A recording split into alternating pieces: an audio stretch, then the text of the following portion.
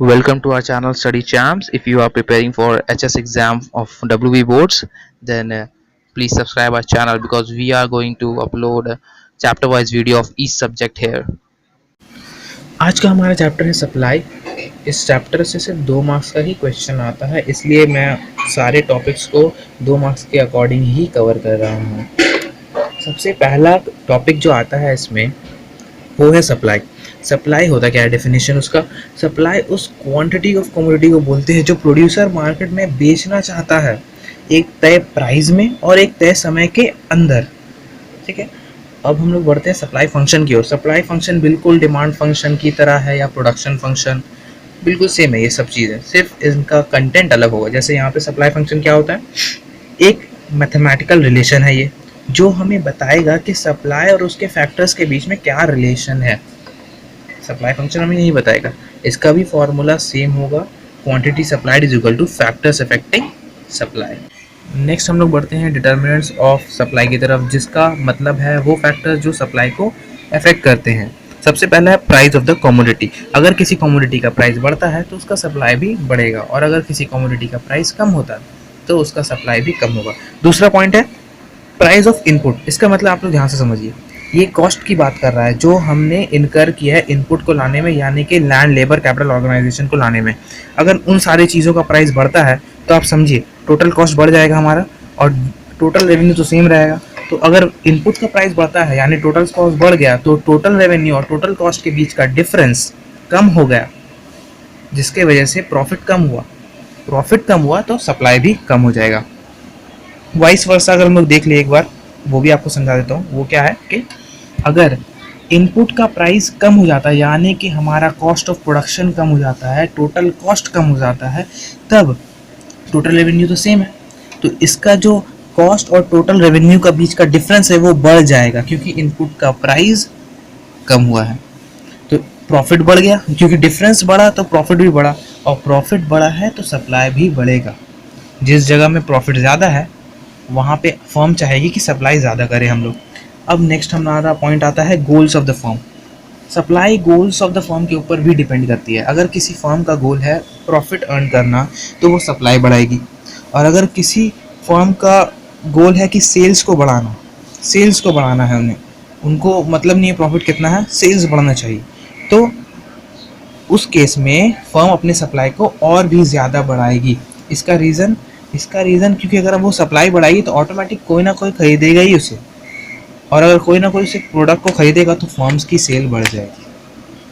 आखिरी पॉइंट आता है हमारा number of firms in the market. इसका मतलब अगर एक मार्केट में ज़्यादा फर्म है जो एक कमोडिटी बनाती है तो उसका सप्लाई वो कमोडिटी का बढ़ जाएगा, क्योंकि ज़्यादा फर्म है, सब अपने बनाने में लगी हुई है प्रोडक्ट को, तो सप्लाई बढ़ जाएगा। और जिस मार्केट में फर्म कम है, मतलब कम बिजनेस चल रहे हैं, कम फर्म्स है जो प्रोड्यूस करते हैं एक कमोडिटी, तो वो जो कमोडिटी है उसका सप्लाई कम हो जाएगा। तो चलिए हम लोग जानते हैं लॉ ऑफ सप्लाई क्या होता है।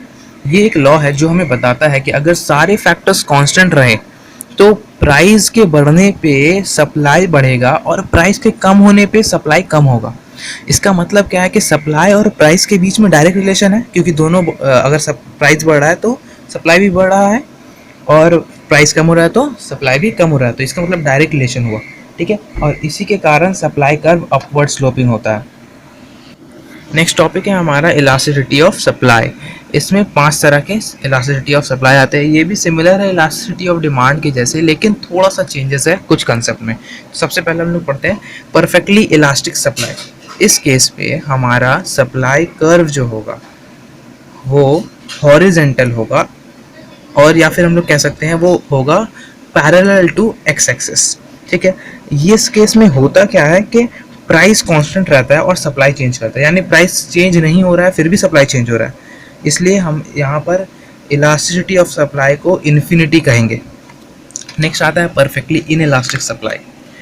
इस केस में सप्लाई कर्व होता है वर्टिकल, यानी कि सप्लाई चेंज नहीं होगा, प्राइस जितना भी चेंज हो सप्लाई चेंज नहीं होगा। उसके इस केस में आपका इलास्टिसिटी ऑफ सप्लाई होता है ज़ीरो, यानी कि प्राइस के चेंज होने पे सप्लाई चेंज नहीं हो रहा है तो ज़ीरो। सप्लाई कितना चेंज हुआ, ज़ीरो। ठीक है, अब आता है नेक्स्ट इलास्टिक सप्लाई। इसका जो कर्व है वो बनेगा फ्लैटर, ये आप लोगों को याद रखना है, ठीक है। इस केस में होता क्या है कि जो प्राइस में जो चेंज आया वो बहुत कम होता है, और बहुत थोड़े से चेंज आने में आपका जो क्वांटिटी सप्लाई है एक फर्म का वो बहुत ज़्यादा से चेंज हो जाता है, ठीक है। यानी कि change in price is lesser than the change in quantity supplied. इस केस में होता क्या है कि elasticity of supply greater than 1 होता है। नेक्स्ट आता है हमारा इन इलास्टिक सप्लाई।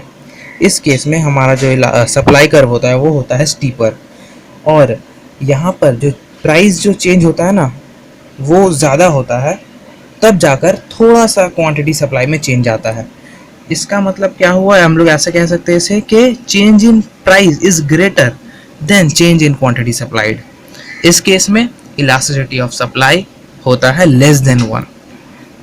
लास्ट जो पॉइंट आता है वो है यूनिट इलास्टिक सप्लाई। इस केस में इलास्टिसिटी ऑफ सप्लाई होता है 1, क्योंकि यहाँ इसने नाम ही में लिख दिया यूनिट, ठीक है। और जो ग्राफ बनता है वो होता है स्ट्रेट, जैसे नॉर्मल सप्लाई का ग्राफ बनता है वो। और यहाँ पे जब प्राइस चेंज होता है ना, तो जितने से प्राइस चेंज होता है उतने ही से क्वांटिटी सप्लाई भी चेंज होता है, यानी कि change in price is equal to change in quantity supplied. अब आते हैं हम अपना नेक्स्ट टॉपिक की तरफ, जो है चेंज इन क्वांटिटी सप्लाइड।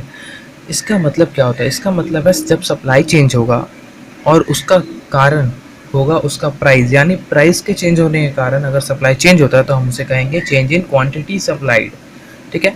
इसके होने के वजह से जो सप्लाई कर्व है वो अपवर्ड या डाउनवर्ड मूव करता है। अपवर्ड मूव कब करेगा, जब प्राइस बढ़ेगा, और डाउनवर्ड मूव कब करेगा, जब प्राइस कम होगा।